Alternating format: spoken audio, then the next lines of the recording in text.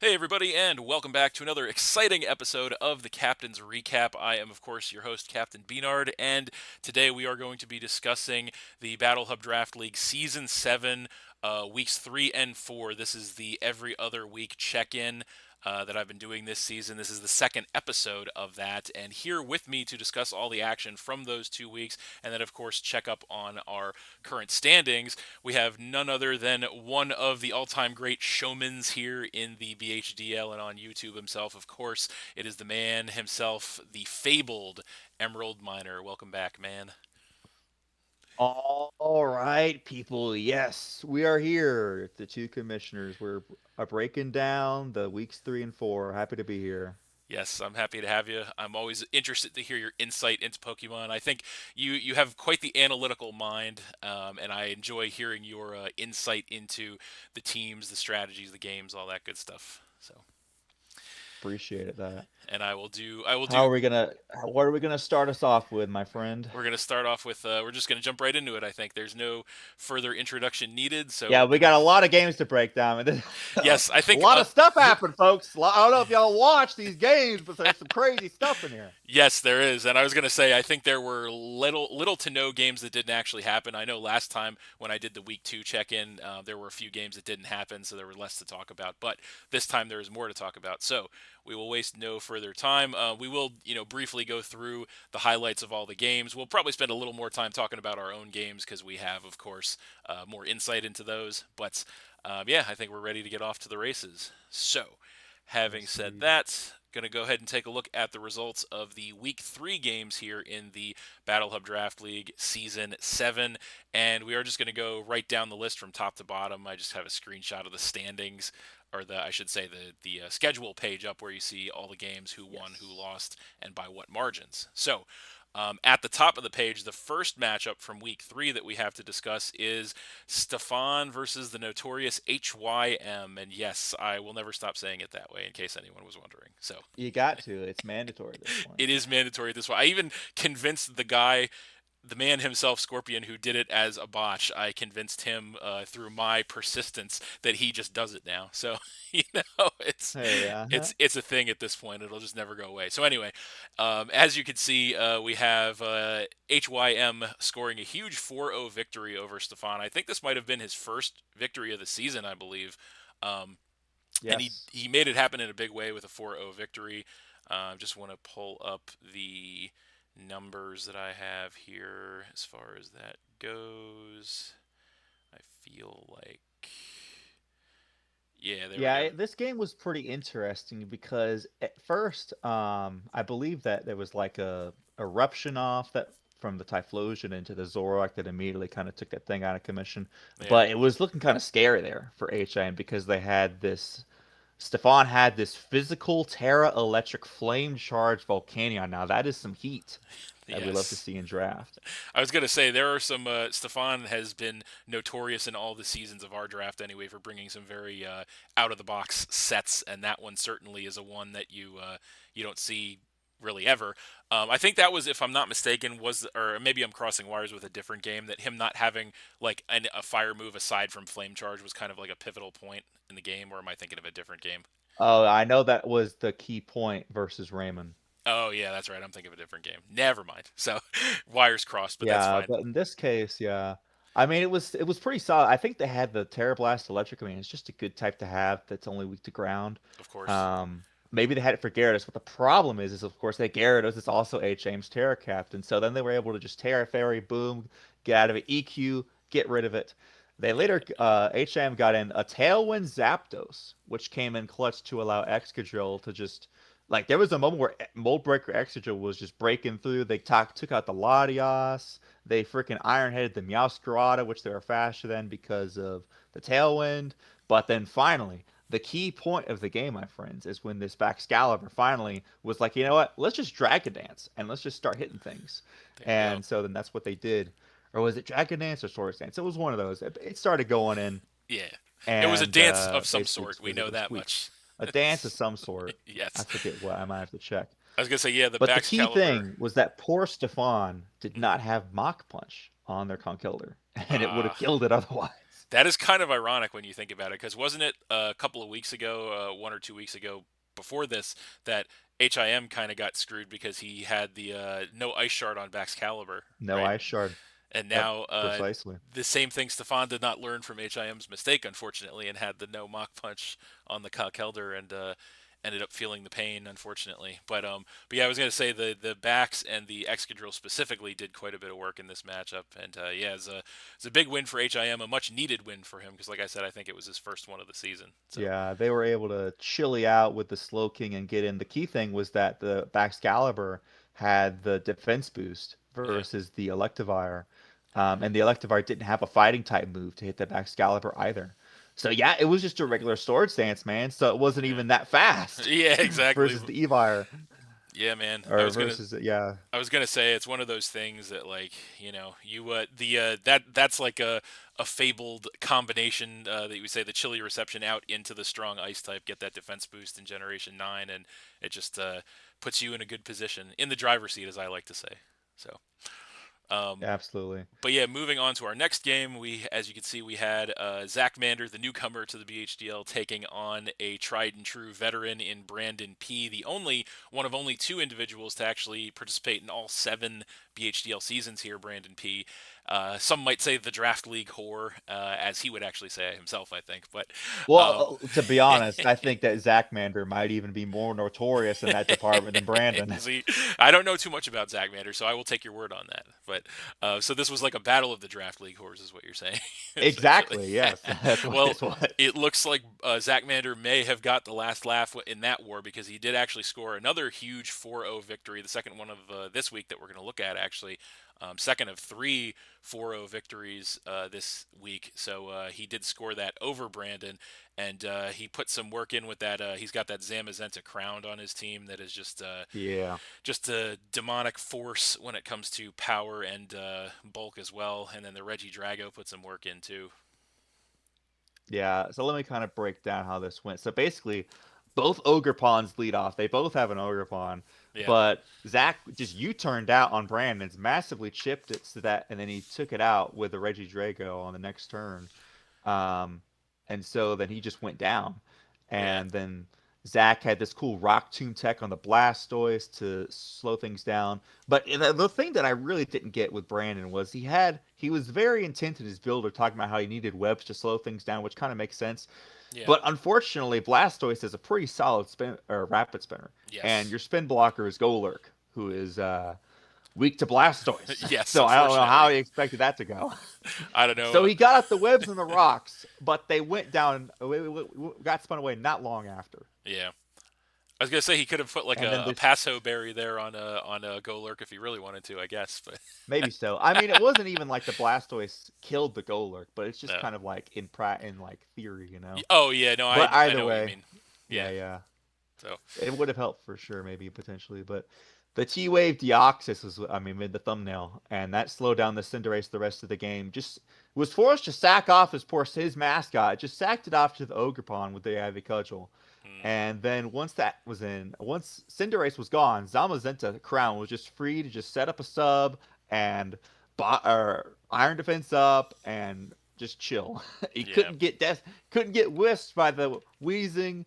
He tried to Destiny Bond, but he was just kept on saying I couldn't get Mementoed, so Wheezing was just forced to sit there until Zama took it out.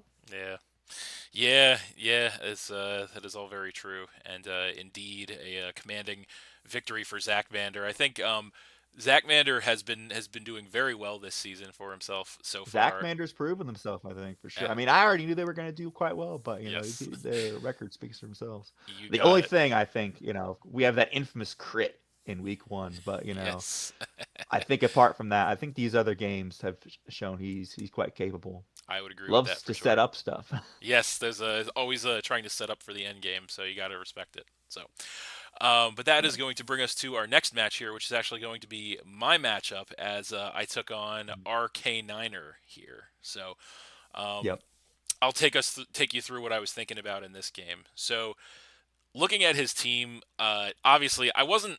I don't want to say I wasn't feeling confident going into this match, but I was not feeling. I wasn't feeling good, but I wasn't feeling bad going into this match because he had multiple Mm, good dark types on his team, which totally take a crap on Spectrier, which is my main threat. So I was a little wary about that, but I knew I had Hitmonlee to kind of like dispatch those, so I wasn't like super worried. So I knew it was going to kind of be like a roller coaster as far as like positioning. So I yeah. early on in the game got it was Ninetales got one shot by a Scarf Garchomp turn one, which was terrible. Yeah, that was Um, tough. That was basically a 5 to 6 mon at match that point. yeah, so I kicked myself for stuff like that because I knew there was a solid chance that that's what it was going to be, and I could have switched, and I was so close to switching into Rotom because I was like, what is Garchomp going to do to Rotom? Either way, not Yeah, much. that you definitely should have done that, brother. I know, and I was kicking myself, but then I did get the turn two redemption because I came in with the Rotom, predicted the switch into the Bramble Gas, and then one shot that thing with the Shadow Ball choice specs. So Yeah, it, dude, the way I described this game, it was literally like you went back and forth. You guys just kept trading with each other. It was yes, crazy. yes, it was a fast paced game if ever there was one. Um, there Yeah. was a point in the game, toward more of the middle of the game, that I was definitely pretty concerned because he had the Hisuian Samurott that was set up with a Swords Hmm. Dance, and I was pretty concerned about that. Luckily, I had the old normal gem Unburden fake out Hitmonlee in the back Yeah. pocket that saved my ass from that. So that Is was that good. a Gen 5 strat? Is that when the gems were introduced in Gen Yeah, 5? I think that's the old Gen 5 strategy. Yeah, breaking that thing out. So, I have used Hitmonlee in other draft leagues too, once upon a time, and I have enjoyed using that strategy. There's other things Hitmonlee can do for sure, but it's nice to not have to rely on like something else to pop your unburden. That's for sure. But not Yeah. always optimal. But in this case, it helped. It worked out. And then yeah, an unsung hero. There are a couple of unsung heroes of this game. So first and foremost, I have to say the Muck was certainly an unsung hero of this game because I Gotta love designed Muck. this AV Muck to stand up against a Tornadus Therian, or I'm sorry, not Tornadus, Thunderous Thunderous Therian, Therian yeah. form You that need it, hits. bro, because we Yes, all saw how that Mon just punched holes in my team. exactly. So I knew that I was going to need a premium Spadef wall to stand up against it, and Muck really came through for me. If not for the gunk shot miss, this could have gone even better for me. But unfortunately, there was a gunk That shot was miss. crucial too. So, Yeah.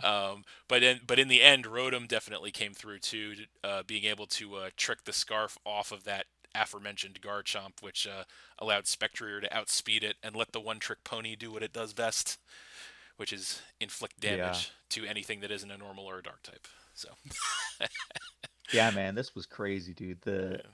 the Hitmonlee got to take out the H Sam, and then the Ensign barely hung on against the CC to take out the Hitmonlee. Yeah. But the Spec took out the Ensign. The Spec weakens the Val. Um, the Spirit Break out.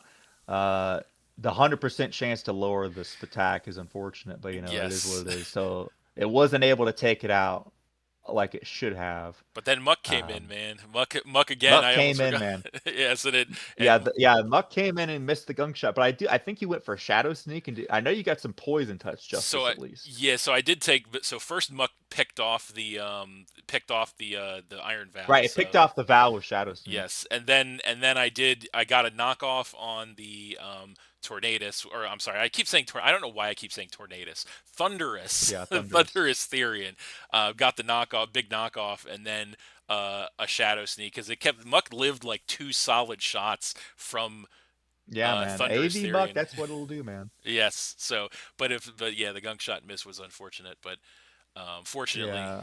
But Spec. the game winning play for you though was tricking the scarf onto that chomp so Spectrier could outspeed it. Yeah, this And of Scarf course landing Garchomp. your Hydros. Yes, landing the hydro pumps were nice. I felt at that point in the game, I felt like I was owed after the gunk shot miss. I was like, if this hydro pump misses or any of these hydro pumps miss at this point, I'm just gonna be like, come on. Like, I know 80 accuracy, I understand, but I would have felt quite bad at that point if I would miss another move. Because yeah, I don't know if you get this feeling when you're playing or not, but do you ever get the feeling like if you miss a move in your game that you're like, okay, I should not miss anymore. Like that's my one. Like I shouldn't. have to miss anymore. I've endured my miss, and then if you miss again, you're just like, come on, man, like this is too much. So, I definitely feel that with hurricanes sometimes. I have yeah. that feeling. You're just like, I've But, missed my even though one. statistically that's not how it works, I but, know, I know, that's I how it know. feels. We are numbers guys, and I'm not saying there's any numerical validity to what I'm saying whatsoever. I understand there's not, but I'm just saying like from a Listen, we all go off psychological vibes in perspective, Pokemon. yes. Sometimes I'm like, all right, I missed this one. I should hit the next one for sure. Exactly. You're For like sure. you're like it's not fair if I were to miss two 80 accuracy moves in a row. It's not fair. But anyway, but I was happy to score a win. I know I mentioned it at the time, but I think this was the first game I actually technically won in a draft league since like week 6 of last season of the BHDL, I want to say. So Wow. I was on quite the drought before this game. So I Well, was. I'm on a bit of a drought myself, Oh, so we'll get I to feel that. you. Yes, that's for We'll sure. get to that, folks. Just you wait. Yes. So, but I was really happy to score. It was a narrow 1-0 victory, as you can see, but I was very happy to earn it against a very game opponent in RK9 or another classic BHDL veteran. So, but yeah, Yeah. moving on from that one, we are going to come to Lazy Boy versus Cody. Another solid matchup, top to bottom. As you can see, it was Lazy Boy who actually scored, I believe, his first win of the season as well, getting a 2-0 victory over Cody. And if I'm not mistaken, this was the game that now I'm going to say Tornadus, and it's actually Now going we're to gonna be say Tornadus. Tornadus. Yes, definitely put some work in. Yeah, man, Terrafly. Now, usually I like to run Terrafly Terrablast just not to miss, but Mm. Lazy Boy was like, you know what? Let's just put it all on black. Let's just bet on Bleak Windstorm getting that 30 extra boost. I think it's like 110 base power. So that's massive when you factor in like basically adaptability with the Terra. Yep. So it's hitting super hard, doing over 50% to Prim. Took out the Ogre Pawn. Yeah. Was it well, anytime that thing was in, it was just doing work. Now it was getting a little scary though at a certain point. The Yawn and Polion stopped the ogre from setting up with bulk up. Not the ogre, the Okie Dogie, sorry, Yes. because Ogrepon was already gone. Uh, Grimmsnarl almost took out Jugulus, but then the Okie Dogie came back in, and I guess that Lazy Boy wasn't aware. I'm not sure if you were aware about Okie Dogie's ability in Guard Dog Yes. and what it does. I know I can't refresh my memory on Guard Dog again. So guard dog, you think that it's just like, oh, I'm just inner focus. I'm just gonna stop getting intimidated. But then it has this whole. It's weird how some of these abilities they just like. Oh, also it does this too. Yeah, It also stops you from being able to be switched out. So it that's literally what it cannot is. be roared. Yes. So he was setting up bulk ups as the Mudsdale tried to roar it out, and it Oh couldn't. shit. So I was like, oof, this might be tough. Yes. But thankfully, Lazy Boy had the Terrafly Tornadus, and he just took it out. Now he did miss. He did miss, and he got poison jabs, and he Yes. almost died, But and he he, got poisoned too. But he hit the second one and took it out. there you go. That is quite the So he roller got saved coaster. there. Quite the roller coaster, man. And then dude, you think it ends there, but man, I don't know why. They just sacked off their Sneasler basically to the perimeter and just died to Specs Moonblast. But then knowing that it was Specs, they could set up a DD with the gouging fire and take it out, Yeah. do a bunch of damage to Donphan, and then basically they're just exchanging up towards the end. Empoleon takes out the Donphan, weakens the Dragapult. Dragapult takes out Empoleon, but then Mudsdale can finish it off and get the 2-0 win. So honestly, a bit of a back and forth here, but I think the Terrafly Torn is what really put Lazy Boy over the edge. I would agree with that. Massive amounts of damage that thing can inflict. It's just like you said, the bleak wind storm is like. I mean, when you miss, it's like oof. But when you hit, it's Yeah, massive damage. it would have been, dude, if the Okie Dokie had been more set up. I mean, Hmm. it might have been really rough at True. that point Yeah. Well. because he had like Sneasler and Gouging Fire, which those are all physical attackers. I'm Yeah. pretty sure that Empoleon just gets outsped and killed. I think so. And then Mudsdale's a physical, like, so literally if he didn't get the kill there, Yeah. I think Cody just swept. I think so, yeah. Actually, it's funny. I'm just as I'm looking at Lazy Boy's team, it occurs to me like how many former Philadelphia Pidgeys are on here. He's got the Sneasler, he's got the I mean, Grimmsnarl, yeah, he's got the Mudsdale. I never thought about it for a second. Now I'm thinking about it, and I'm like, oh, that's cool. But anyway, it's yep, for sure. but yeah, I no, you're respect the absolutely casual right. Yeah, player. Cody was on the cusp on this one, but unfortunately for him, just couldn't quite get there.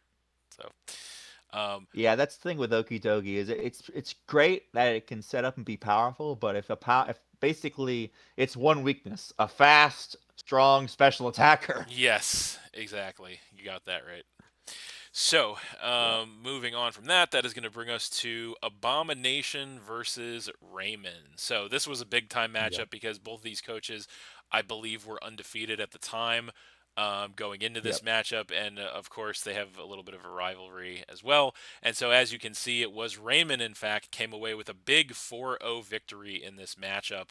And if I'm not mistaken, this was yet another instance of Superior just working over a Terra Superior working over someone's team, and in this case, Abomination was on the receiving end of being worked over by said Superior. Yeah. It's crazy, bro. At first, it was looking a little scary for Raymond because they had this AV Ursa that was baiting the flame body from the Moltres, and they got it to activate their guts, and they got a Yeah. pair off with body slam on it. So it's like Al is already kind Yeah. of he's leading at the start. But Yes. once this Serp comes in, unfortunately, Al just does not really have anything Yep. for this superior. Yeah. He starts setting up a sub, and basically, once the leaf storms start popping off, there's nothing coming. He sends an overquill for no reason. It just gets killed.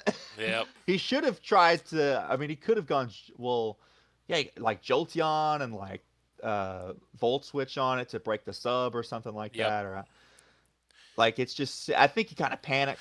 Yeah. Yeah. But thankfully, once he finally got this para off on this thing after like I think Infernape just got it's just salt in the wound, man, because they glared into the Infernape and it got double full parad, Yep. and then it just kept spamming leaf storms. But I will say, it's crazy the timing. I guess because this game happened right around, like just after Christmas, so I was kind of like, you know what? Let me finally watch that Die Hard movie everybody always talks about. So I watched Die Hard, Nice. and I literally booted up this game right after. And then all of a sudden, I see the diehards. I'm like, "Yo, this is crazy!" Did it again. That's really he just funny. this man really wanted the superior to go down. He had to see that thing die like 3 times Well, well, over and over again. well, he did get the Superior. He did get it at the end, but unfortunately, it wasn't That's what enough I'm to. saying. He Yeah. got it with the Ursa Luna. He wanted to Yes. see it go down. Like Yes. he like literally in his edit, he replayed it dying like 3 times. Yes, yes, yes. But unfortunately for him, it didn't. It didn't end up mattering in the grand scheme It of was the it. damage was done, bro. The Yes. Infernape was gone, Jolteon was gone, the damage was done. All Yeah. I mean, at that point they had a Slowking that decided to set up a trick room, which Yeah. just kind of helps a Bandit Azumarill at this point. Yeah. I was just gonna say. And with Azu and the paired Moltres that we talked about from the start Yeah. also benefits from this trick room in order to weaken the Ursa Luna and get it in range of Aqua Jet Azu. So Yep. I was gonna tough say. game for Al, unfortunately. Just not enough prep for the superior.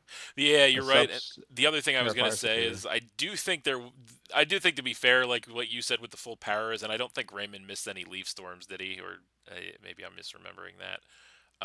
But I Oh do yeah. think luck was on Ray's side. I know Ray has. I'm not. I know Leaf Storm's 90% accuracy, but I do think that Ray's definitely been riding high on a little bit of luck in addition to his skill and good team building this season. So I think that definitely. I think that made it the win a lot more extreme for sure. yeah, Like it probably definitely helped his differential in this game, but I feel like just the sheer pressure that he was. I like the fact that Al kind of panicked and went out into Overquill really hurt yeah, him. yeah. He Um, was. Yeah, Ray was in the driver's seat to win regardless. But Ray yeah, I was in the agree with that. driver's seat exactly. But Yeah, it's tough though. the luck on Ray's side made it all the worse for Al. So, but in any Yeah, event, made it more that extreme. is going to bring us to our next game, which is actually your game, Yes. Emerald, as you took Uh-huh. on DRV. So I'll let you take it away with this one. Yeah, I mean, I didn't take notes from my own game, so I'm gonna just kind of go off of memory here. Please do. Um, so basically, there's this. Uh, like I was in the beginning, I didn't feel too bad, right? Like Electros is like knocking stuff off. I found out that he's eject pack, Hydrapple. Right. The real turning point here in the game was whenever I was fearing a grass knot from this crocodile that came out of my Quagsire, and I go out into uh what's it called?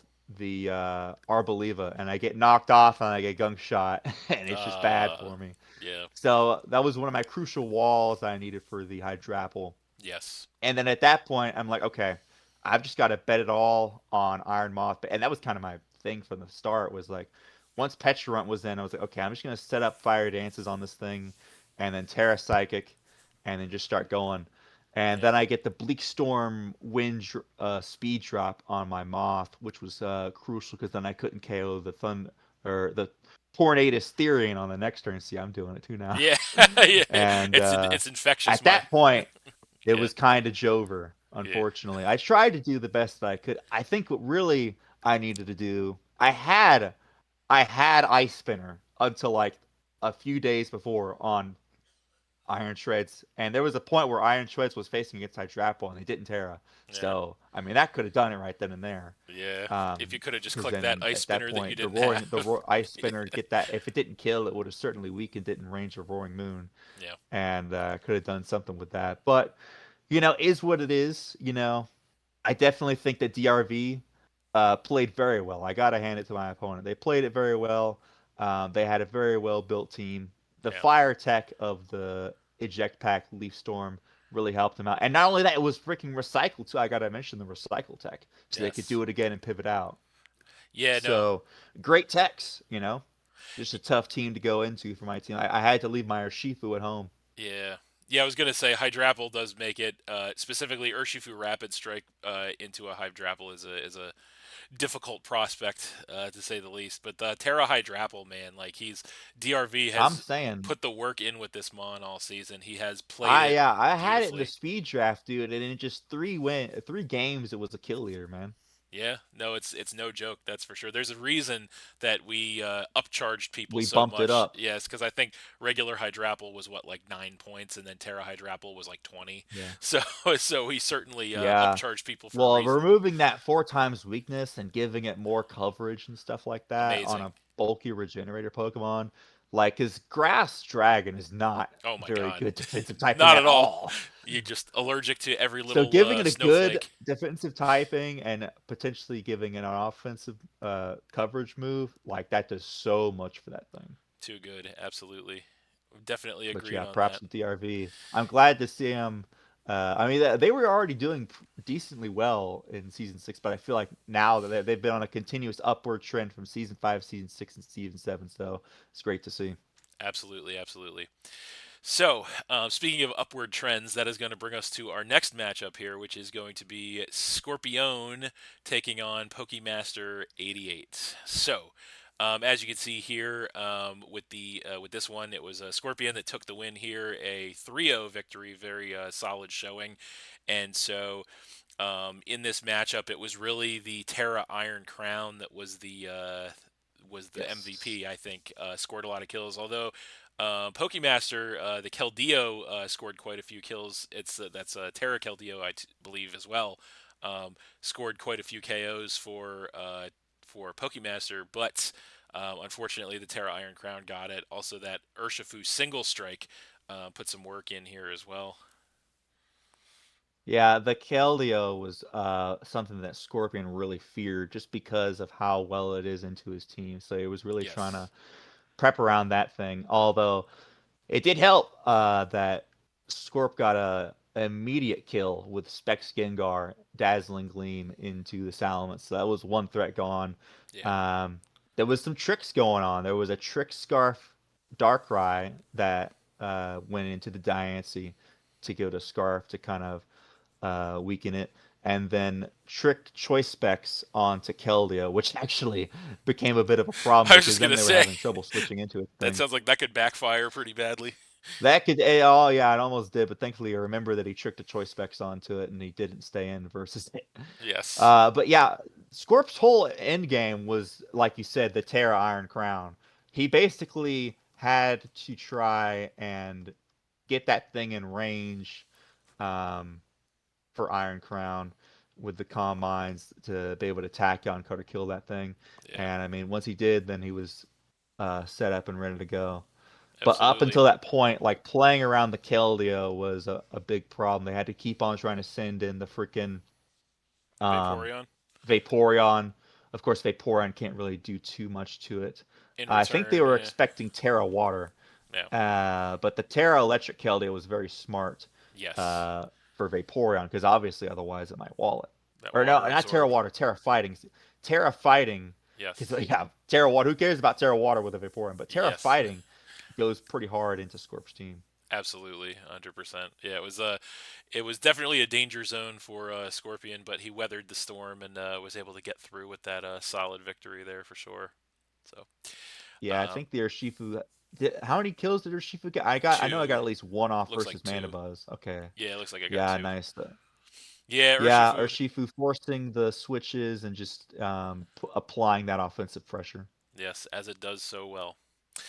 So that is going to bring us to the last game from Week 3 here. That is going to be King Bura or King Bra or however you want to say it. We still don't know. Kingborough. I might have That's to have off him it. on one of these so I can find out finally how it's actually I mean, supposed to I be. interviewed him. I should go back and see how he said it. Yes, we'll have to Or check maybe the he didn't. I footage. don't know. Yeah, yeah. But he took on Twisted Games here, and as you can see, King Bura scored a narrow 1-0 victory over Twisted Games in this one, and it appears the This was a Landorus. close game, man. Yes, I was going to say very, very close. The Landorus put in a lot from Twisted's side, put in a ton of work. That's Terra Landorus incarnate form, Yeah, which is a demon, just hits so hard, put a ton of he work is an in. absolute demon. But then on the flip side, we had the sole survivor of this matchup, the Kilowattrel on. The GOAT Yes, Kilowattrel. I believe that's I Terra had to convince Kilowattrel. this. Well, I don't think I think Raymond convinced him, but he used my performance with it to encourage King Burrow to make it a Terra captain. There you go. I was gonna say take the credit. You deserve it for putting Terra Kilowattrel on the map because I had I think Terra Kilowattrel or I definitely had I probably Kilowattrel helped gas before. him up on it after Raymond did. Yeah. Yes, because Oh, I that's right. You had it too. oh yeah, and I did miserably with it. That's why no one remembers me having it. So, but That anyway, was season 2, right? I think I got Terra yes, Kilowattrel because of you. Or I'd yes, always wanted it too, but I knew that I yeah, saw no, the potential. yes, that was season 2. That was the dark season, V-Nard's dark The season. You dark know. season. Well, this is my dark season. There you go. Yes, yes, we are getting there too. Well, we're halfway I there. thought season 4 was going to be the dark season. No, I had no idea. You had no idea the horrors that lie ahead. The horrors. So, But uh, listen, man, this was a crazy game because yeah, I feel like King Burr actually played very safe and careful, doing a lot of switches. The Combine Lando was scary. I mean, it's Terra Ghost into the Golden Go, and the Latios makes sense. Hit him sure. hard. Ghost doesn't have really any switch-ins Yeah, because I don't think that King Burr really has a normal type on their team. They used the unaware Kaiba Berry Clef to live the Sludge Wave to weaken it with Moonblast. Of yeah, course, it goes down next turn.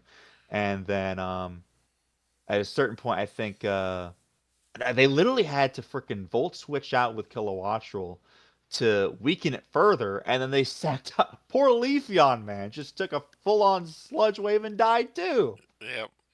Yeah, I was gonna say you always hate when you're in a position like that where it's like the only like say your opponent has a Pokemon that's set up right, so it's gonna outspeed all of your Pokemon except one, but that one in this Yeah, case the Kilowattrel can't one shot, so it's like oh well I guess I have to pivot, sack, and then bring it back, yeah, so but that is yeah. It's the tough. it's a tough play, but it's like you have to be able to make those tough plays, those tough decisions in situations like that to live another day or to fight on in the battle. Yeah, and they wanted to keep it full for the end game, in which you could see how it worked out. And then they also had a bulk up Palafin on Twisted Game side, which we got weakened by the Golden Go. And then of course at the end, this is the infamous.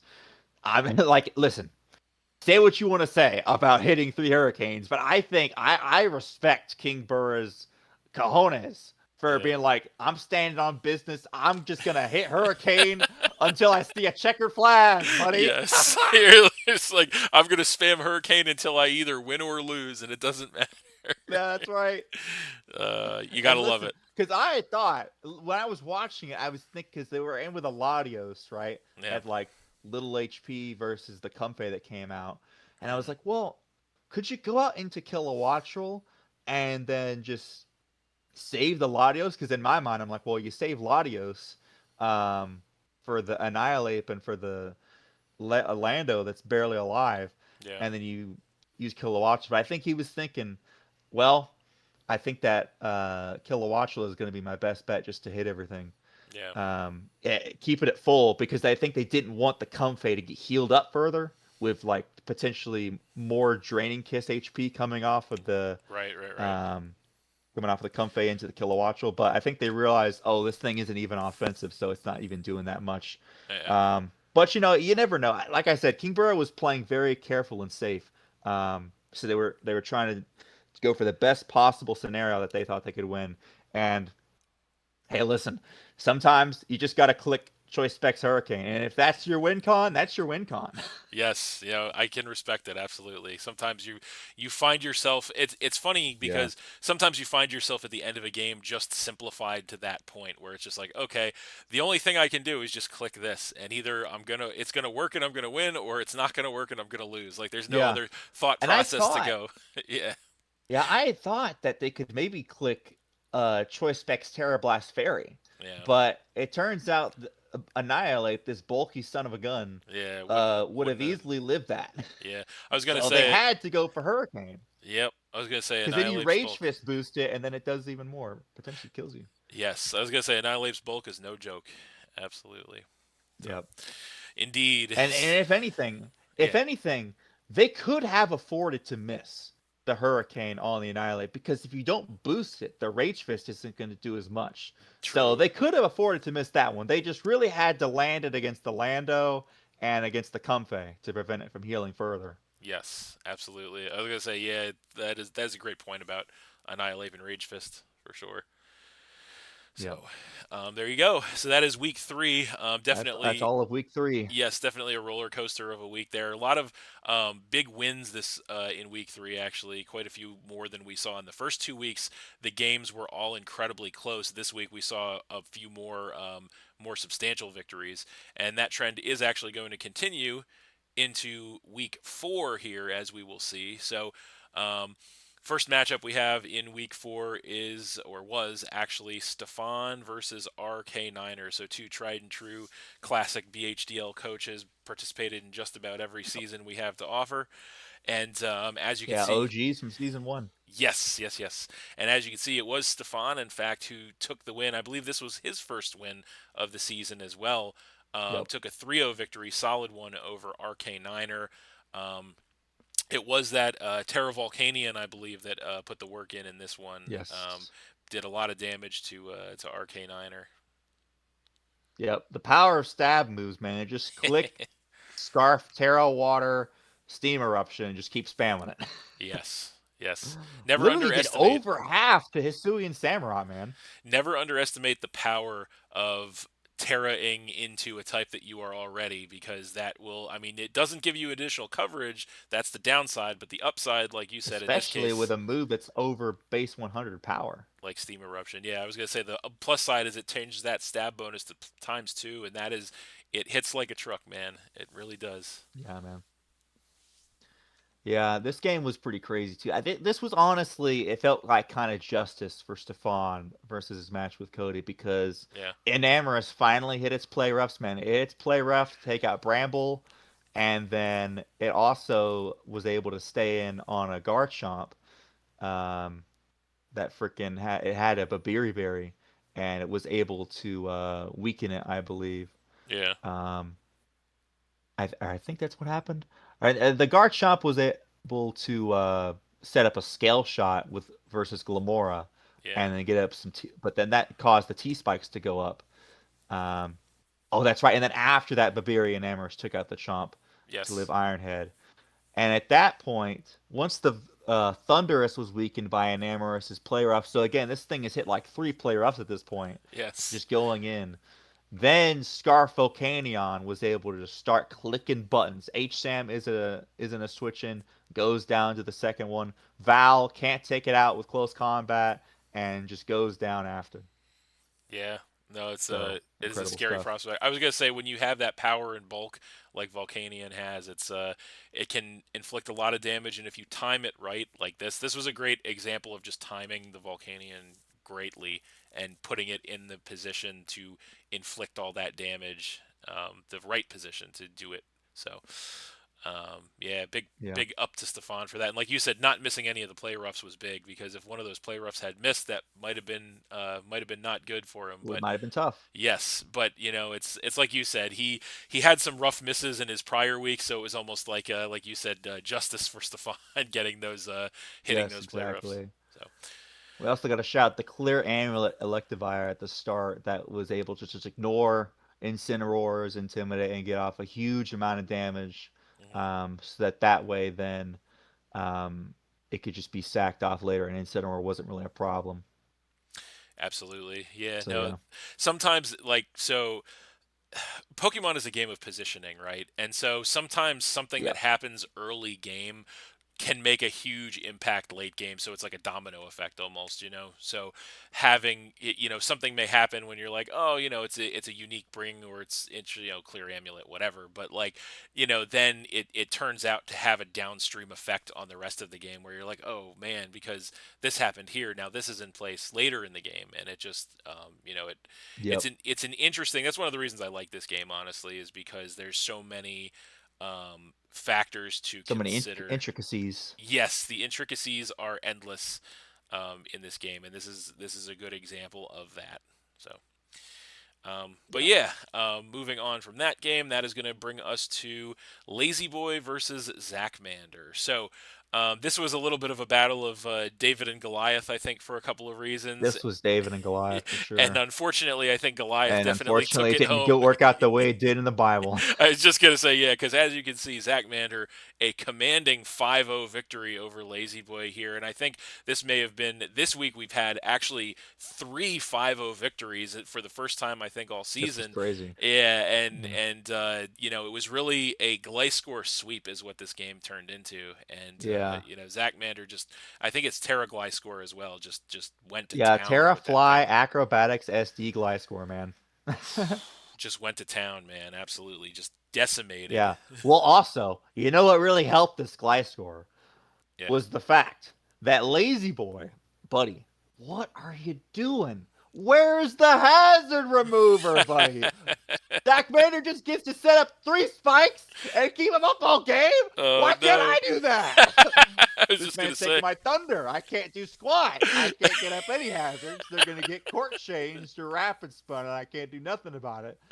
But this Yes. man, I mean, his hazard spinner, I guess, is Hisuian Avalugg, doesn't come. So Zach is like, hey, I could just set up spikes. Oh, how nice for you. Yeah. Oh man, you could tell So Emerald's not happy. everything was just thinking 25%, 25%, 25%. Yeah. You're just like, Nothing what's? could switch into this glide score. Yes. You're just like, what's going on here, man? It's like Uh. watching a man drown while I'm dying of thirst. Yeah. I was gonna say, yeah. It's like I do think that's funny because so in draft league, right? This is why. Okay. So all right, I'm going to go back to the beginning for this comment. So, you remember how when we do the power ranking videos, I'm always like, Yep. you should have at least more than one hazard remover, and it should, like, more than one viable hazard remover, because Yeah. like there are going to be weak. Now there are exceptions to that rule, I will say. So like obviously, if you draft, I don't know, Iron Great Shreds, if you tusk. draft Great Tusk, you're going to want to bring Thrakopos. that every week, right? So if you Yeah, yeah. don't have a premium remover you're not going to want to bring every week, you run the risk of something like this happening because you Yes. might have like Exactly. suboptimal spinner, maybe a suboptimal spinner and a Yeah. suboptimal defogger, and you're like, well, it's not really good into their team, so I don't want to bring it this week. And then you leave yourself open to stuff like this. And we've all been there. I'm not picking on Lazy Boy by any stretch, but I've seen it happen to the best of us.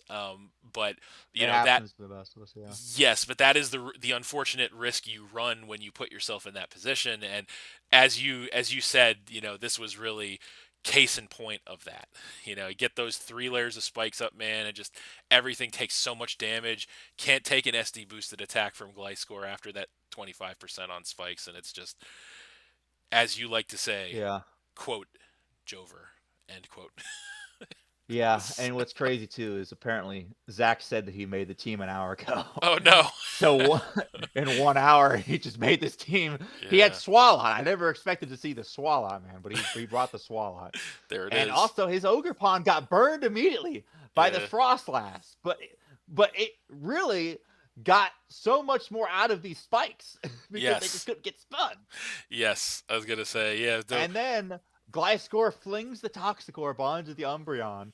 And then at that point, now, mind you, of course, he couldn't set up SD in front of an Umbreon because of foul play, obviously. Right. But while this thing is getting chipped down with the Toxic and Acrobatics, and Gliscor was just healing up with Poison Heal, I mean, Lazy Boy's got a switch. And as soon as he switches out in Mudta, it's like SD, SD, SD. Yep. And then he sets up a Reflect with the Grimmsnarl, but after the spikes damage, it still dies to Acro. Yeah, I was gonna say it's reflects and light screens and aurora veils are nice, but there comes a Yeah. point where even that Gouging won't save Fire you. comes in, Yeah. lives the EQ with the Reflect. Like, we're talking about living +4 EQ from a Gliscor here, but it's Yeah. Gouging Fire and it's behind the Reflect. Yeah. But don't forget that Gliscor is also really bulky, so even after a Dragon Dance, that Outrage ain't killing. So Yeah. then just Gliscor kept sweeping.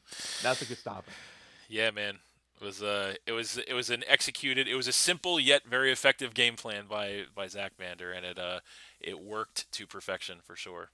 So Yeah, indeed. there we But go. speaking of other things working to perfection, that's going to bring us to the next game where we had Abomination taking on the notorious HYM. And I say perfection because this is our second actually huge 5-0 victory in the favor of Abomination this week. And so, or yeah, yeah, yeah, that is correct. So, Yes, indeed. yeah, so he didn't. Abomination, it didn't come about quite the same way, but It wasn't one Mon sweeping, no. exactly, it was not one mon that inflicted all of the damage in that situation. However, it was still a massive victory in Abomination's favor. So, but yeah, it was, yeah, there it is. I couldn't find it for a second, but now I got it. Yeah, it was indeed the I gotta, okay, so I gotta let me gear myself up to say this because I always take a lot of flack for how I say this Pokemon's name, so I have to say it right. Uh, Key Rem, is that right? Key Rem, Key Rem, I think I say Kyurem. Kyurem. Okay, gotcha. Because I I've ne- my I, my stupid I've my never stu heard anybody say Keyrim. Kyrum. Kyrum is what I usually say, and I take a lot of flack for it. So, but I anyway, Curum. yeah, that thing. Cure, like I'm curing something. Curum. Yeah, gotcha. Okay. I think I got it now. So At least that's Curum. how I say it. All right. Yeah, close enough. Hey, that's pretty good. That's pretty good. Curum. Gotcha. Yep. So anyway, that thing put some work in. 3 kills on Abomination side. The Ursaluna, Yeah. 2 kills. And yeah, this was just Oh yeah, man. a clinic by Abomination. Now let me say, because I saw the score for this game before I watched the game. I went back to watch the game. Yeah. HIM was actually playing pretty decent at the start. They were making good switches early on, like they sent in the extra drill on the Jolteon Volt switch. They Hmm. brought the Typhlosion on the Corv to force the switch.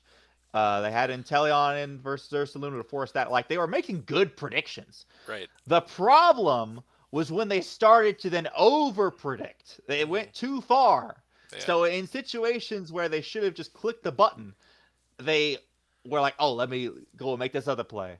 So like Yes. instead of just clicking Glaive Rush on the Slowking and potentially, or even clicking DD. I mean, I guess you might have been afraid of Thunderwave potentially, but Right. I mean, it switched that into a Cure. Well, who switches in Kyurem onto Excalibur? I don't know why Al made that play. I watched from HIM side. I'll have to go back and watch it, but Yes. he literally could have just taken out the Kyurem. Yes. I don't know why. I would just click Glaive Rush personally. Yeah. I understand HIM, but it's crazy. So I think Um, I think I might have a little bit of an answer for you, and I think, okay, and give me an again, this answer. might be not to that specific thing, but I'm going to make more of a general comment about Pokemon psychology. So I think All right, give me the Pokemon psychology. I think the psychology is this: when you get into like a groove where you're just like predicting and you're like, oh, he over predicted here, he over predicted there, so I'm gonna, you kind of get yourself spun into like an over prediction frenzy almost. So like, say you make an over prediction, it works, you make another one, it works, like you're making the right plays and you're like, oh man, you're starting to feel it. I'll tell you, I've been guilty of this too. Like, there are so many games that I have lost, that I have played so well the early to mid game, and then I just make like one, at least one, if not maybe more, really, really stupid decision because I'm just like I get into like an over predicting frenzy almost. And I'm just like, well, this one worked, this one worked, this one worked. So let me do it again. And then when I do it again, that's when they click SD instead of attack. And I'm like, fuck. Yeah. Now I'm screwed. Now I'm in serious trouble. So I think that may well be the case here with HIM. Is like you said, he was making the right plays early game, and then he got ahead of himself a little bit. It's Pokemon is a game of timing, right? So I think when you are doing something and it's working, then you kind of almost lull yourself into a false sense of security, and you're like, oh, I'm doing well, I got this, whether it be conscious or subconscious, and all of a sudden you make that one slip, and then you're just in big trouble. So I Yeah. think that's what Like I happened said, here. like at first, like HIM was doing like great. Like he had the Inteleon inverse the Ursaline and forced to switch out into Slowking, gets a crit on the snipe shot with Slowking, and is then able to U-turn out and get off more chip. Like he was in like a, He was in I the think that's zone. when he brought in the Curum. He was in a great position. I think just at a certain point, I don't know, maybe he didn't realize how good of a position he was in. I don't know. I don't know why Al would go out into Curum on a Excalibur or whatever. I'm sure But he's at gonna a, watch and this, so the what Al will probably leave a comment on please this explain video. to me, Al. Please. I don't know why. Maybe you got some 4D chess moves I don't know about. Maybe, but Maybe. the also he poor HIM. They tried to predict the Slow King to come in and again on the Typhlosion like it did the first time, but then they stayed in on with Kyurem, which kind of makes sense. I don't think that Terrafire or Eruption would necessarily kill Kyurem. Would have a lot if they would have just clicked Eruption, but I'm not sure if it would have killed. So maybe they were just gonna try to stay in and attack it. But Yeah. is what it is. Unfortunately, uh, I do think that if HM would have just kept making those consistent plays, I mean, I don't know if he would have won. It would have been a whole different game. Like if Yeah. like he glaive rushed the Curum, like Yeah. who knows where we would have gone from there. But I Yep. definitely think I can. What I'm trying to say is I can see HIM's clear progress that he's made compared to earlier seasons. I think that the first part of the game we saw the HIM that we saw at the end of season 6. Yeah. Like we saw prime HIM. We Yeah. saw like the same. I think that one versus. I think he won in week 2. I can't remember what happened in week 2, but I know he got a good win off um, earlier. Yeah. Oh yeah, he got a win off versus Stefan. That's Yeah, right that in was week last week 3. actually. I think that was week 3. Yeah, so it was the prior week. Yeah, Yep. yeah, yeah. Right, that was his first win. Yeah, Yes. yeah. But I feel it. So you make good plays. I mean, I'm going through the same thing too. It's like you make good plays at the start, but then it's like on the key plays, it's like you Kind of make a falls slip apart. up, and then it can just fall off from there. Yeah, So, I yeah. feel that. I can certainly relate to that as well. So, but speaking of you relating to that, that's going to bring you to Ah, your game yes. this week. So you took on Brandon P, fellow commissioner as well, this The weekend. battle of the heels. Yes, battle of the heels, as you can see, the OG heel Emeraldminer from all the way back in what BHDL season 1, Oh yeah, for sure. where and then versus Brandon, who's only recently embraced doing the bad things. So, Yeah. but again, it's I, your I game. can understand hacking people, but he's baiting it, bro. That's what really makes him the heel is that he's encouraging it. He's like, oh, Yes, give me this drop, give me this para. Like, yes, jeez, man. But indeed. yeah. So let me see. I'm just going again off of memory from this game. I don't have any notes, but I That's feel like most of okay. these games have been burned into my I mind. was gonna say it wasn't all But that long ago, so paint a basically, picture for us. yeah, yeah. So I've got like Electros is kind of like the universal lead, kind of like wrote him in my head. Oh, So I'm kind sure. of leading off with that. They get a big crit off me, right? So right off the bat, we're already getting to heal territory. Big, Hmm. massive crit with U-turn that would have left my Electros much healthier if it hadn't done that. But Yes. they send in the Gudra. I knock off its AV, which is huge. I'm like, okay, that's great. So I can start drain punching it. They do some more damage to me than again, the chip with the U-turn is really coming into play. And then also they burn me with a flamethrower as well. So now I'm not doing nearly as No. much. So I'm like, okay, well, can't do anything with this thing now. Yeah. I think at a certain point I get them really low Hmm. and I force them out. Alola comes in and I'm like, okay, I know that this thing has just gone for wish. I'm gonna Earth Power on the incoming Goodra Hisui and take it out so it can't get wished up. Brother, he lives on 1 HP with the minimum No. damage roll that's possible. Like I literally calced it Oh. after, literally the minimum that it could have done, and then wished all the way back up nearly because of Lolomola's massive HP. And I'm like, brother, why? That But is I miserable. don't give up, folks. I Yes. have the Terra fighting Iron Moth for this purpose. I go into it and I am able to easily take a two-shot it later on. Hmm. Now that its AV's gone. Now, Cinderace comes in, and I'm like thinking, okay, I'm a fighting type. I know this thing has Zen Headbutt. It's got to have Zen Headbutt for my Urshifu that I didn't bring because of Ogerpon. Yes. And so I'm thinking, okay, I could go Roaring Moon. I could definitely go Roaring Moon, but I know that they've shown U-turn, and I'm kind of scared of it going down, or even HJK. They might have HJK to get around Octaberry Iron Shreds. Indeed. And I'm thinking, oh, I really want to go out in a Roaring Moon, but I can't risk it. And so I let the Moth go down, unfortunately. I definitely could have made that read, had me feeling like HM. Sometimes I just got to trust my gut and make the switch. Yep. But either way, let me see. From there, I do believe that Shaman's actually able to put in some work, although it did miss a crucial. Again, there's just hacks back and forth, man. It Right. missed a Seed Flare on a Wheezing Galar, which if I'd have Uh. gotten the Spadef drop on, even if I got the chip damage on, I probably would have just stayed in and started clicking Psychic on that thing. Yeah. Yeah. And that would have been great for that thing to be gone for Roaring Moon. Yeah. But I missed that. Eventually, I'm able to. This is one of the biggest parts of the game too. Whenever Hoopa, my Scarf Hoopa, goes for Future Sight on the Alola Mola, and I know that they're gonna go out into this freaking or going out something else. So I send in Shaman uh, to catch something else. The Mew comes in, it starts calm minding. I Hmm. go for Seed Flare. I land that one. I get the Spadef drop. I'm like, okay, let's get some heal action going. And then the massive crit. So now some of that earlier hacks, like the will of the flamethrower burn, Yeah. the crit with U-turn, me Yeah. missing the Seed Flare. It's coming back to Finally, you. I get some justice with the Yeah. crit on the Muse. That's huge. Yep. Um, but at that point, the damage had kind of already been done because now the Cinderace, the two biggest things I feared, man, was the Cinderace and the Ogerpon because I don't have too many things for that, Yeah. and that thing is just able to come in and U-turn. Um, I am able to get rid of the Cinderace with my Octaberry Iron Shreds, Right. but then Iron Trance can't do anything to Ogerpon, and it all comes down to Roaring Moon versus Ogerpon, and I have Life Orb Outrage that 100% kills Yeah. this Ogerpon. Yes. But the problem is that they have Wheezing Galar right behind it. So I'm afraid to click it, and I don't click it, and I go for U-turn, doesn't kill, and then Ogerpon is able to win with Trailblaze. Yep. So yeah, it's unfortunate because if I had clicked Outrage, it Yeah. would have killed the Ogerpon. Wheezing comes in, takes me out, but then Hyperspace Hole takes out Wheezing. Yeah. So literally, it all came down to that last play, man.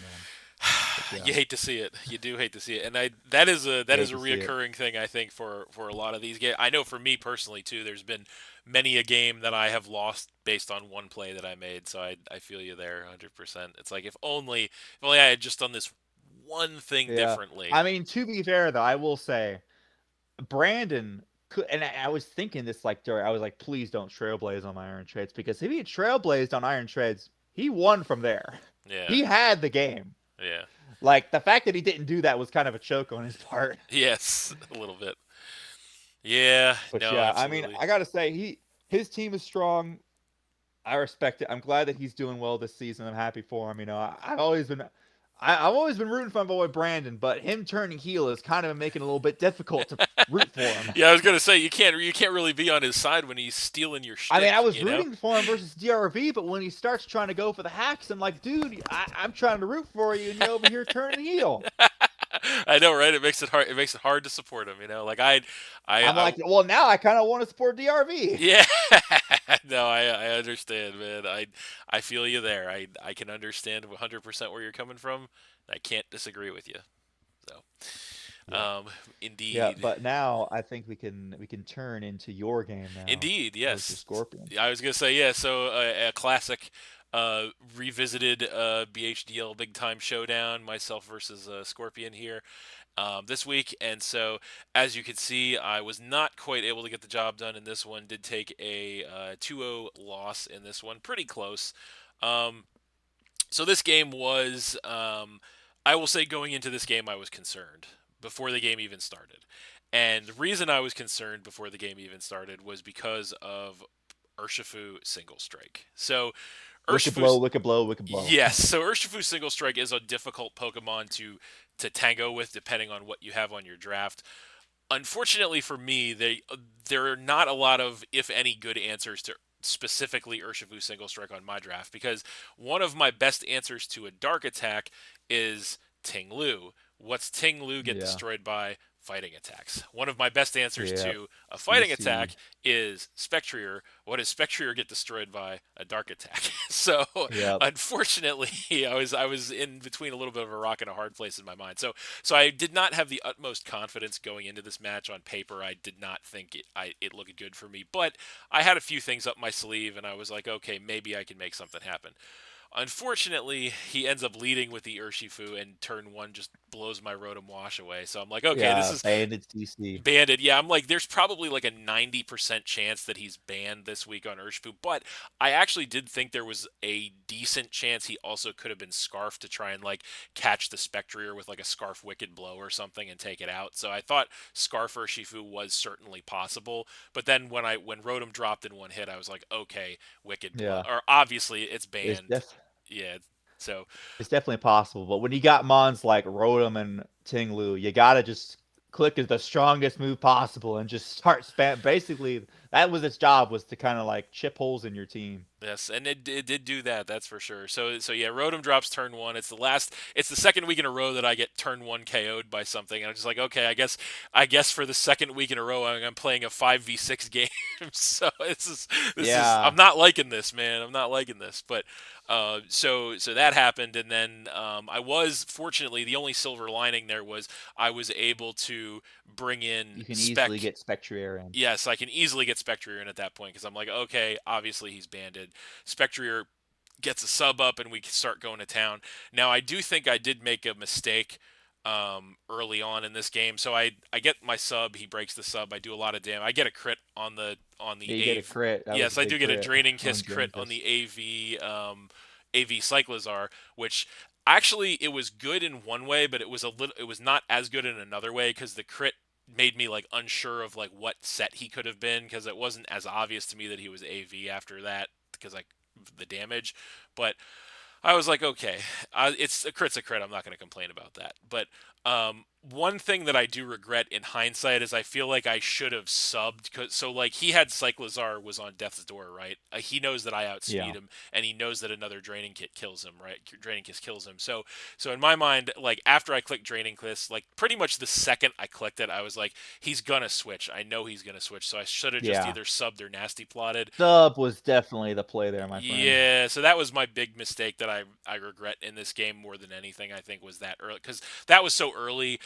Getting spec set up could have changed. Now I wasn't expecting to sweep at that point, obviously, but certainly that would have changed the complexion of the game, and spec could have maybe punched some bigger holes in the team than it otherwise did. And still did some work, but could have done even more work had I positioned it a little better in that moment. But I was just like, I was already down 5-6, and I was just like, I just want to grab the kill. And I was also thinking in my head, like, well, maybe he predicts the sub and he just keeps, like, he doesn't want me to get that off, right? So he just keeps clicking knockoff, maybe. I don't, because, like, he doesn't want me to kill him and get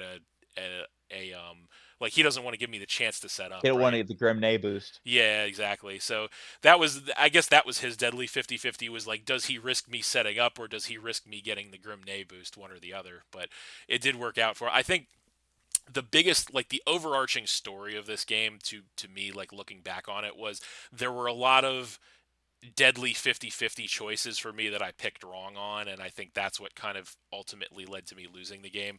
I did fight back though because we got to a point where Urshifu was just doing damage. I know he burned me with a Sacred Yeah, he Fire, got the 50% Sacred Fire burn on the which Ting was Lu, and then sucked because Ting Lu was like crippled at that point. I did get some yeah, hazards up with it, basically but before it went down, I was thinking like at he that point, I mean, Urshifu just comes in and clicks CC on it. it does, and like I was thinking to myself, like I felt like he might have over predicted the Spectrier coming in, but so I wanted to like switch to Spec to block the CC, but I was like, it's just too big of a risk at this point in the game because if he does over predict and he does Wicked Blow, then I essentially just lose if Yeah, Spec just drops. you Yeah, lose your whole I lose win everything con. at that point. So there's just I just can't make that big of a risk. And if I would have, I might have been able to like climb back in because even Burn having Ting Lu around to scare the Urshifu away from clicking Wicked Blow would have been a plus. But you know it was just again like I said that was case in point number two of a deadly 50-50 where I picked wrong. Um, but yeah, I did fight back a little bit. Terra Fairy Gudra came in clutch, tanking the Wicked Yeah, Blow from live the Wicked Blow. yeah, living the banded Wicked Blow from the Urshifu and taking it out with a Terror Blast. So that was good. Um, the Entei put some work in, that's for sure.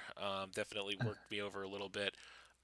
Toward the end of the game, it was just like I didn't toward the end game. So this is kind of like the overarching story is like I said, picking wrong on the deadly 50-50s, and then what that translated to at the end of the game was I just didn't have the pieces that I needed to try and make an end game on my part.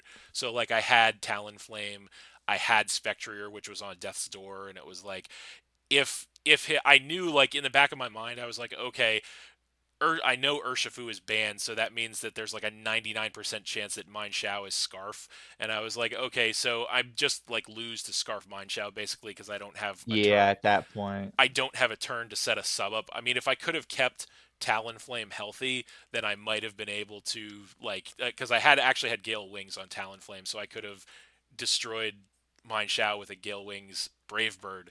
But I just couldn't keep Talonflame. Like that's what I mean is I had to use Talonflame Yeah, to because play out I of mean, the you Entei. go Spectrier on the Entei, and now Spectrier is dead, and you're back to square one with Talonflame. That's what I'm saying. Yeah, so like I could have and then like Talonflame probably couldn't have dealt with the maybe it could have dealt with the Iron Crown because it was Terra Steel, maybe it wouldn't have, um but I will say that I guess my only chance at that point was just to hope that the Mind Shao wasn't Scarf, and of course it was, which was the end. But that was like really the only possible way I could have won the game that late with having lost all the pieces that I had was if Mind Shao wasn't Yeah. Scarf, and it was so.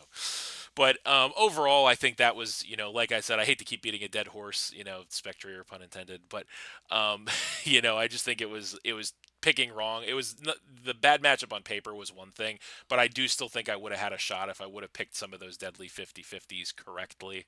So Yeah, it was definitely a tough matchup, and I mean, facing Scorpion itself is a huge undertaking. I mean, I know that he prepped very hard versus you, and he had to have a lot of stuff. I mean, obviously he didn't want to discount the Spectrier either. I mean, he had to have two AV mons for that thing. yes, Um, but I mean, you definitely at least made it close, which was good. yes, I was able to. Spectrier definitely helped with that. So yeah, Yeah, I was able to make it a narrow one, but did not quite have the pieces to get it done in the end. So, but yes, yeah, moving on from that, that will bring us to King Bara versus Cody. So, this is another narrow one. We see King Bara taking a 2-0 victory over Cody here in another narrow one. Um, Looks like it was the Latios and the Goldango put some work in on King Burra's yep. side.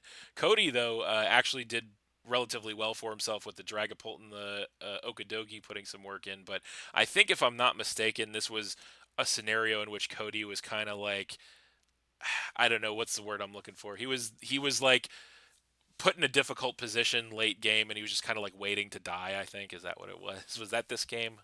I can't remember. I do believe so. I So I think feel, there was a situation. Let me kind of go through the game. So we've got I feel like Great he. Tusk, Dawn fan. We got the two Dawns fans going at each other. Yeah. They knock each other off. One sets up rocks. Great Tusk tries to rapid spin. Polk comes in. Draco's it.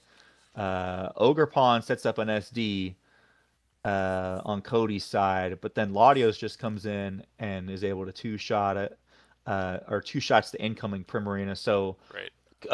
King Burr's Latios is looking pretty good. Not a whole lot of switch-ins to that thing now that Primarina is gone. Yeah. Cody actually got a big Blizzard freeze off on Okay. the Golden Go, but Golden Go thawed first turn and took it out with Make It Rain after. Don't you just hate that? Like, I have to But say as a side note, so I cannot stand when I get a freeze. Like if I get a freeze, right? Like, say something gets frozen, and I'm just like, oh man, like the heavens of hope opened up and an angel has smiled upon me. Like I froze. So like this is the greatest thing ever. And then it thaws out immediately. I'm just like, why? Why couldn't it have just not been no, frozen? I couldn't be more happy when that happens Is because it? I'm like, thank you. Get rid of Uh, this hacks, okay? Then we can remove the hacks allegations I don't know. from if I win. You know what I mean? I'd rather just That have the way they win, don't man. matter. You can slander me with all the hacks allegations you want. A win's a win, man.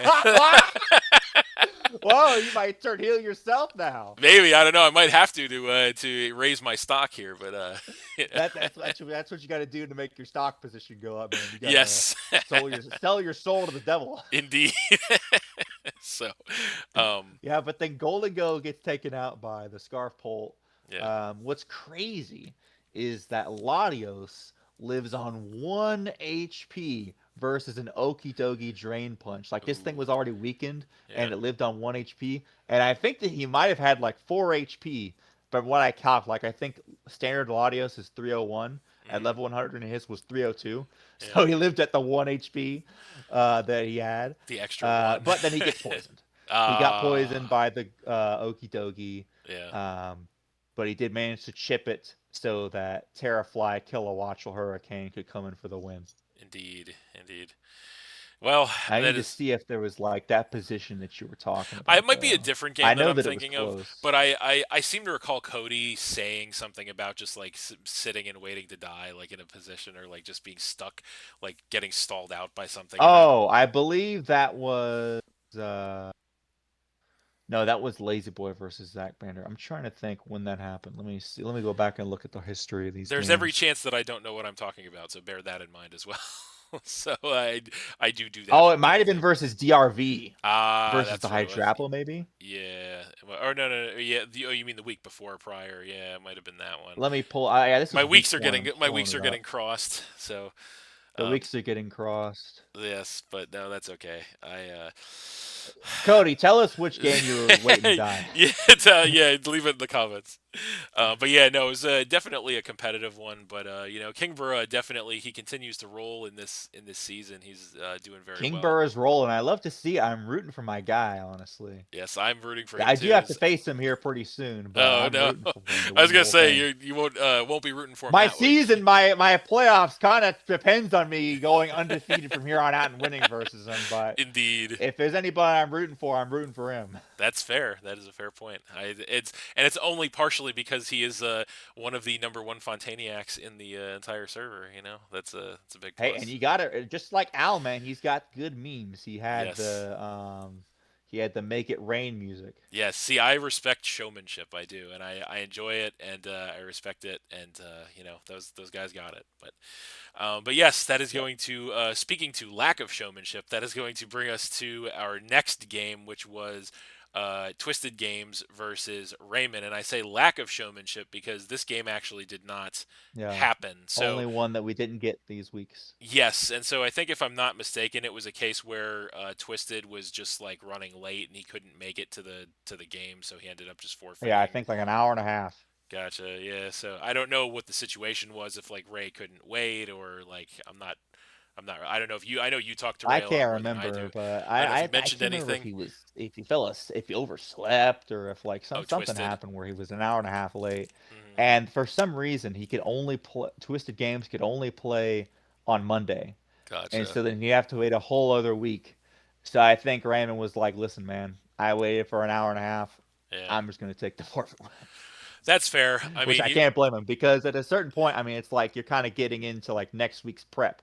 Like you want to be Yeah. looking forward to the game that week and not last week's game. So Yeah, I it's see. unfortunate. I would have wanted to see it, but is what it Yeah. is. No, I agree, and I do. It is fun. This is a competition for fun, but at the end of the day, it is still a competition, and I do get it. Like I've had those situations myself, and it's like it sucks when you're in that situation, but it's almost like you can you can go that road, and you have the right by the rules to take that road, and that's totally understandable. Or you could be like, I want to see what happens. But for me, it's always like when I find myself in those situations, I swear every time in the past I've ever been like, let's just do it anyway. I always lose every time I lose, so I'm just like, I just I mean, I know I that get it. Raymond would have definitely He would rescheduled have it for done it, sometime that week. maybe I think it was twisted just the just. fact that he would have to wait a whole other week. Yeah, and Twisted, I think, probably felt bad about not I'm like. sure. I'm I will say sure. this: a lot of our, at least in this league, a lot of the player base is like they understand when they screw up, and they're just like,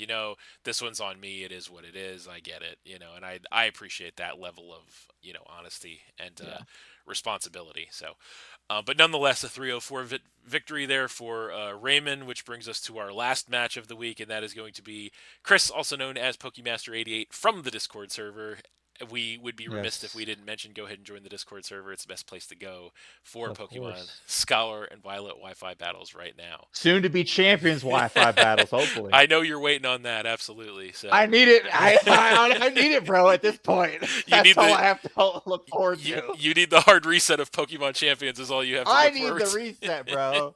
I gotcha. I understand. So with this one, this was our last. Ended up being a huge 5-0 victory in I think DRV. this is an all-time BHDL game, bro. Do you think so?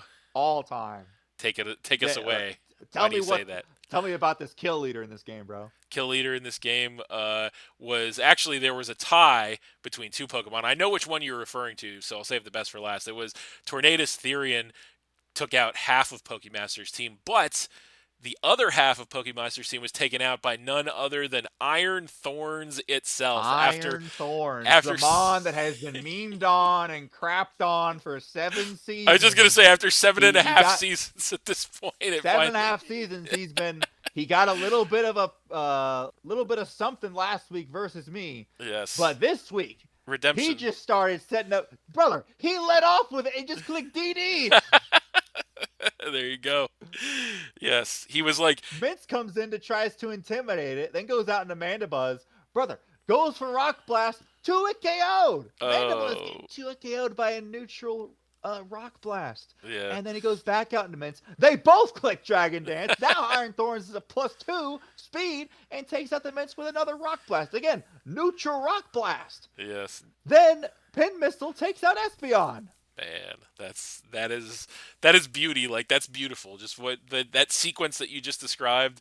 I'm saying. Iron Thorns had to wait 7.5 seasons for that, but it was worth it. I think it was worth it. This is the moment in time that Iron Thorns finally got its justice, and Biridu can suck it. No, just kidding.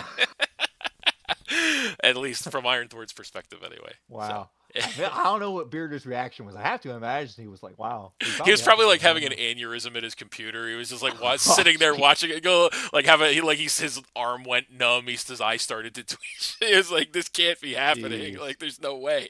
Because I think Tyranitar went undrafted this season, didn't it? I want to say. I don't think anybody has Oh, it. perhaps so, yeah.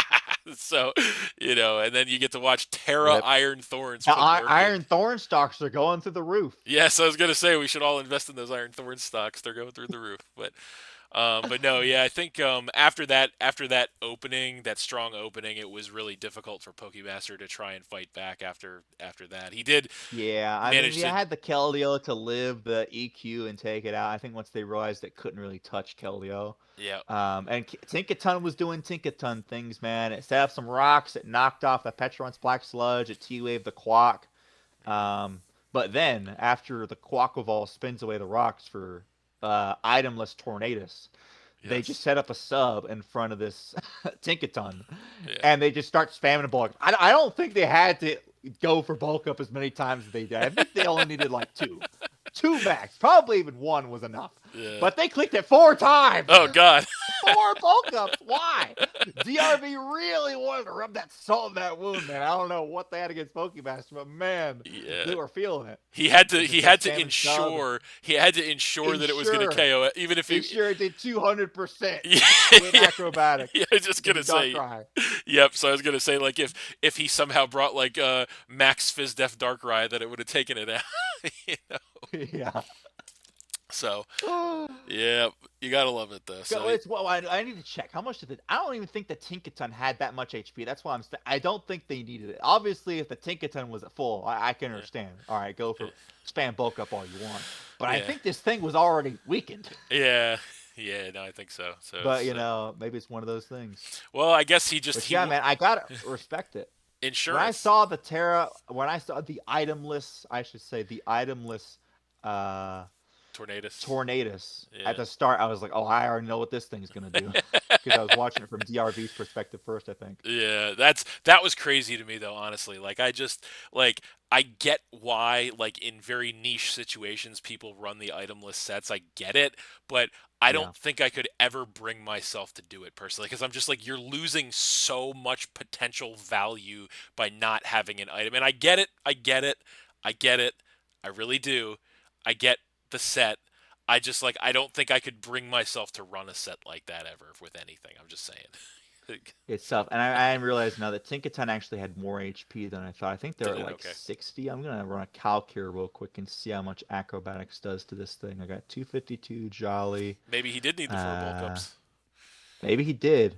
I think maybe 3 might have Gotcha. been good, but maybe he did need 4. Okay, so 4 I'm for sorry, DRV. insurance. I take it back. He wasn't just You trying to might have needed punish. 4 bulk ups versus this Tinkaton. Yeah, he wasn't just trying to punish Pokemaster for no reason. There was a method to his madness. So There was a let me see. He's at 192, so that puts him at 51%. Well, that's not that much. Oh, this Tinkaton must have.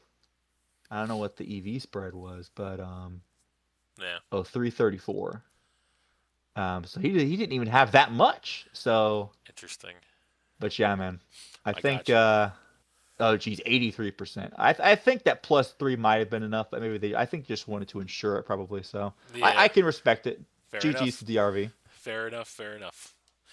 All right, and with that, that will close out week 4 here in the BHDL7.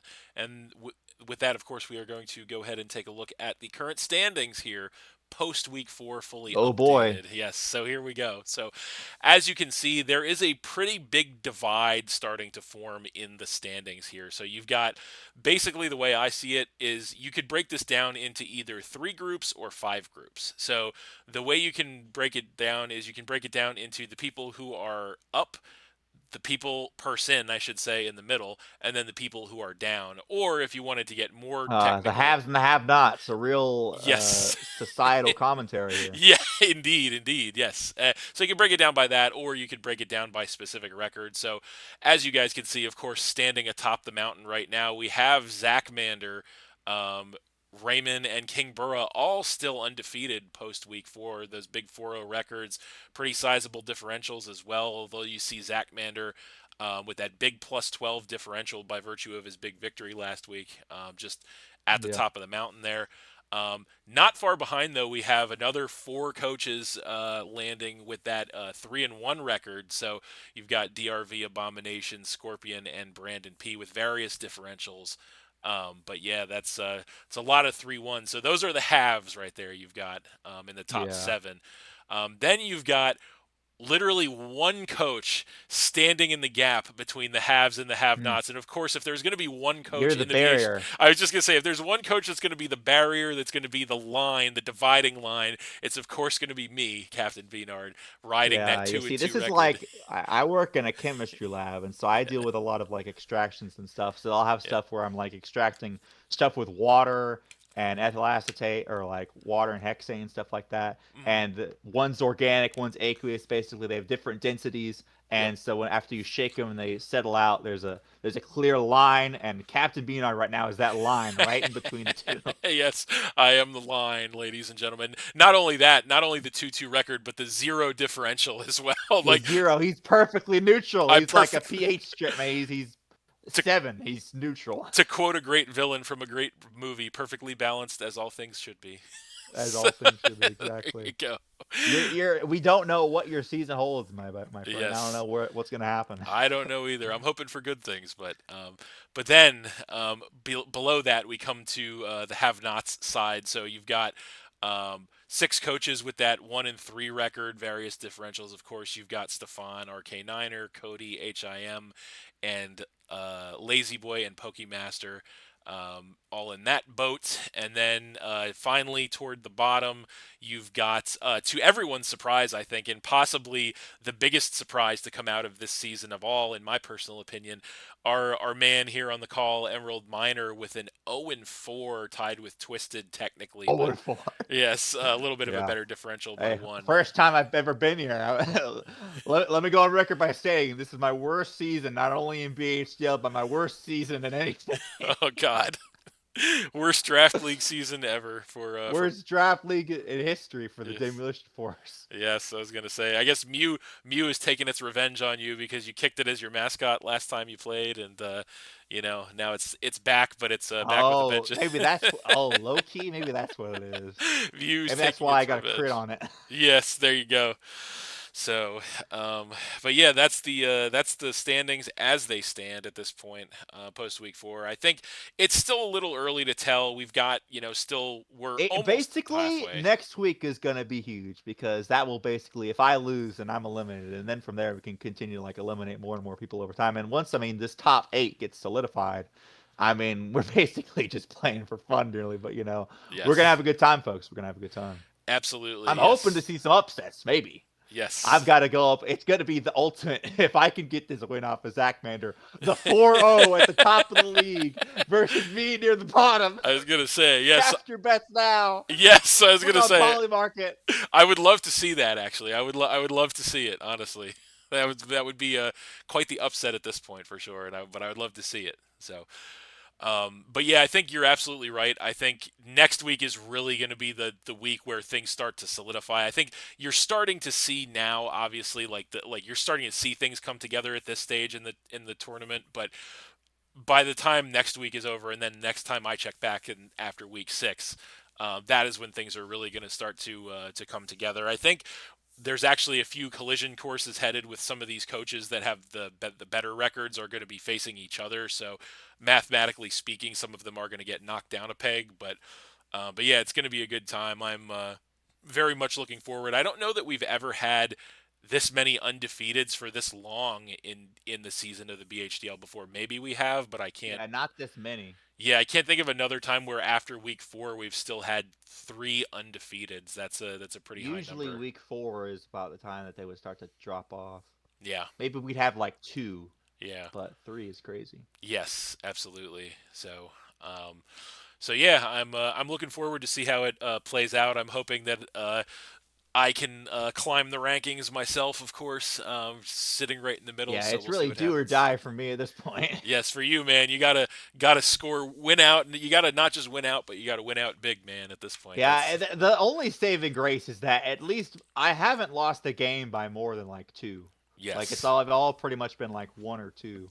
Yeah, I was gonna So say you've had so the interesting thing is even though you've got people with pretty massive positive differentials on the front side of this list, you don't have you have a lot of people are pretty close in negative differential. for the Like most you, part, the games have all been pretty close. I mean, those 5-0 wins that we had are the outliers. yeah, I was gonna say the last week. So when I looked at the weeks 1 and 2 recap, all those games were super close. I think there might have been like 1-4-0 in there, but then everything else was like I know in week 2, I think every game that was played was like a 2-0 or a 1-0. So like there were so many tight games, and then this week we saw like in weeks 3 and 4 we saw a couple more 4-0s, a couple more 5-0s, but still the majority of the games have been pretty tight. So yeah, it's going to be interesting to see how it plays out going forward for sure.